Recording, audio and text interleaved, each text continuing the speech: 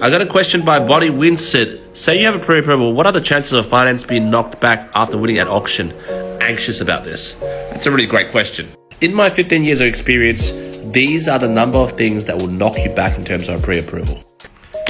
Number one thing, security not accepted. Now this is the most common knockback. The reason why is because you can't do an upfront valuation on an auction. Simply because the contract has not been exchanged, so there's not a determined price for the contract. So no valuer will do an upfront valuation because of that. Because of this, you do not know whether the bank would accept the security. So in that case, you got to do a lot of due diligence before you go to auction. For example, doing a strata report if it's a unit or apartment, doing a building inspection if it's a house, calling the council, making sure that the property has compliant buildings on it. For example, they might put in a granite flat which is not approved by the council. Or I did one 6 months ago, the seller put a dodgy partition in the living room and turned that into a media room.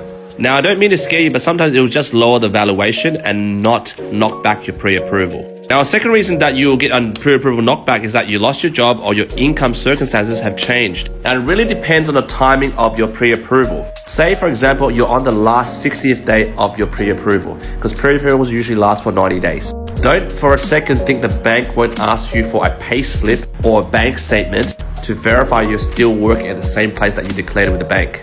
If for some unfortunate circumstances you have lost your job, and somehow the bank has found out on that, they will renege on your pre-approval. A third reason that the bank would knock back your pre-approval is that the pre-approval that you already started with was a non-valid pre-approval.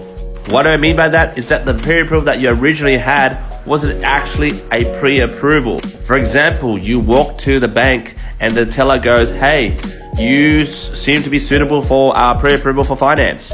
After 15 minutes of speaking to you, they give you a piece of letter. That letter will say, you are pre-approved for X amount of time, so as long as you satisfy X, Y, and Z conditions. That's what you call a non-valid pre-approval. If you have a pre-approval that's subject to so many conditions, that's not really a pre-approval. You should aim for a pre-approval that is only subject to the valuation of the property, which means they've done the employment check, they're satisfied with your credit criteria, and they're willing to lend you the money subject to the valuation of the property.